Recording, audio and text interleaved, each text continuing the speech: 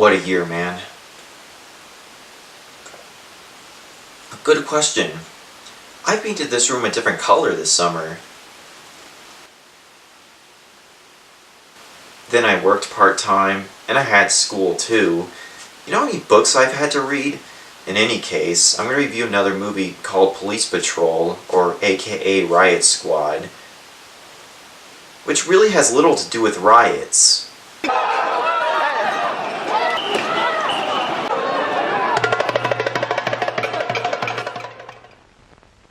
Let's begin appropriately at a police station. Okay, man. Big shooting on 3rd Street. Unfortunately, the guy dies, so now it's up to our undercover detectives, Bob and Mac, to find the culprit responsible. One wrong move and I'll drill you through. Put him up. I'll take that. Come on now, boys. The cars are waiting at the door.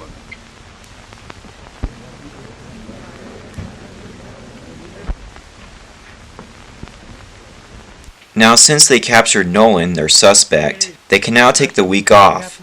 Nice. Thanks. It'll take me a week to get these clothes off. So, what are you guys planning? Alone? Mac would be just crazy about helping your mother get dinner for us. Yeah. Kind of.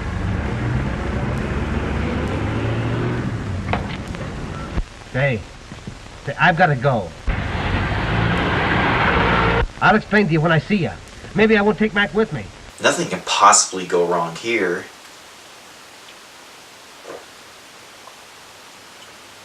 This is actually one of the bigger parts of the entire film, which I will explain in a minute.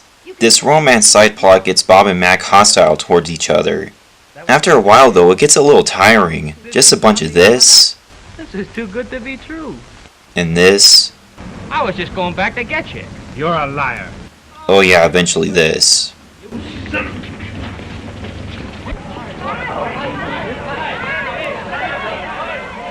So I'm skipping ahead the script and I'm saying that this movie is boring. Sorry about spoilers. Now on with the movie. Anyways, most of the plot is these two characters bickering about who is going to win over this girl. Sorry, what's her name? There's lots more where those came from. However, the plot thickens. Turns out that Lil and her servant are actually part of a scheme to prevent Mac from testifying against Nolan. These two are actually part of a gang that is led by Diamonds Jarek, who just intends to capture the witnesses Mac and Peggy. I'll talk about this later. Now back to the side plot. Bob drags his partner all the way back to the police station. Basically, Mac's partner tricks him to stay in front of the chief's office, while he snoops away and visits the girl. Take note. This all happens at the police department. Like you speaking. Let's go over the problems here. First of all, how is this acceptable in this kind of workplace? Like, is this really all the work there is to do? 2. How on earth does this dimwit not recognize his colleague's voice on the telephone? 3rd, does it really take Mac this long to figure it all out? The dirty chiseler. Anyways, Mac finally catches on to Bob's trickery, and he decides to break down his car to stall him for a while he works on Nolan's case alone. He might be having some trouble with his car.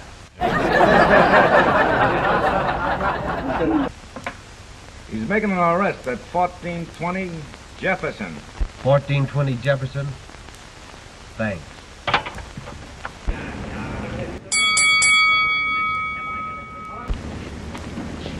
Oh, were you looking for this? You son of...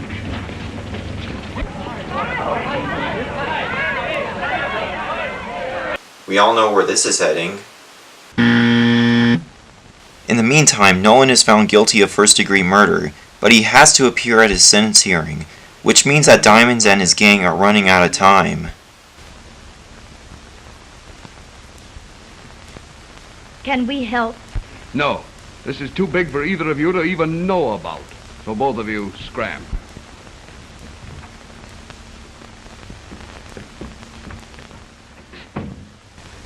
You're through.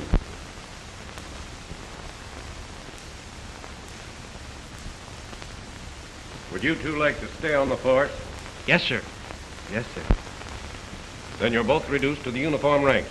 Thank you, sir. Thank you. And since you can't get along without fighting, I'm going to put you in a spot where the department can use your fists. You're both assigned to the riot squad. Dismissed. Thank you. Yes, sir. At least it might give us a more intense plot.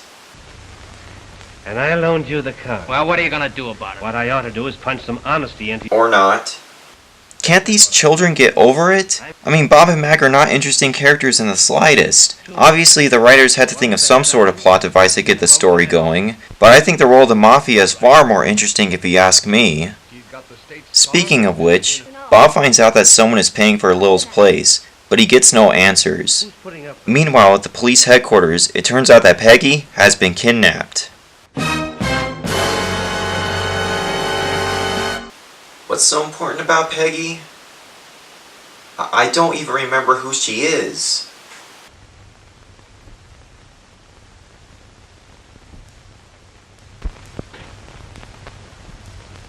Why, that's the judge who tried Nolan. Yeah. Ah, so now it's getting interesting. More than halfway through. Once again, Max sees Lil to question her. She had no more right to be mixed up in that than you have.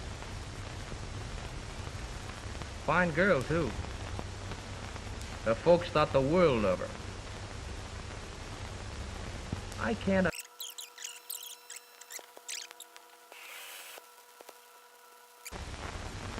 What's the matter?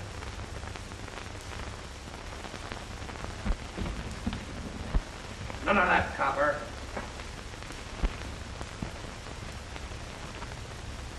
Mac is taken to Diamond's place where he is able to take away the bad guy's gun. After that, he calls his partner. Maybe the boys will take me for a little ride after the game. If you're trying to get me away from here, you're just out of luck. No? No, I don't think I'll be around. Tell the boys at headquarters I was thinking about it. Okay, let's speed forward. Mac finds the kidnapped woman Peggy, and now the police are on their way, so the gang tries to make a run for it.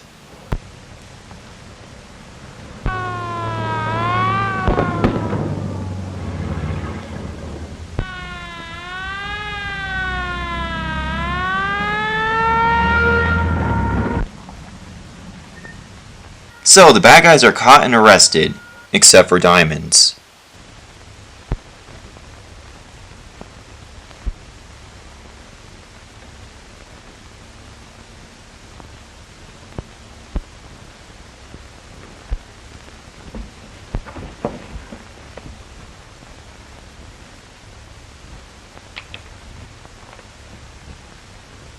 That was not terrible, but it was not memorable either. It was just a little boring and had some poor sound design.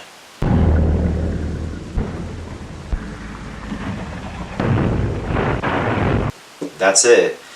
I guess I'll see you next year. So, Merry Christmas, and bye.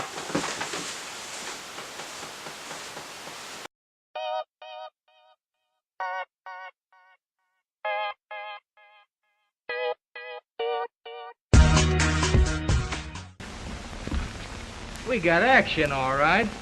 On a murder charge.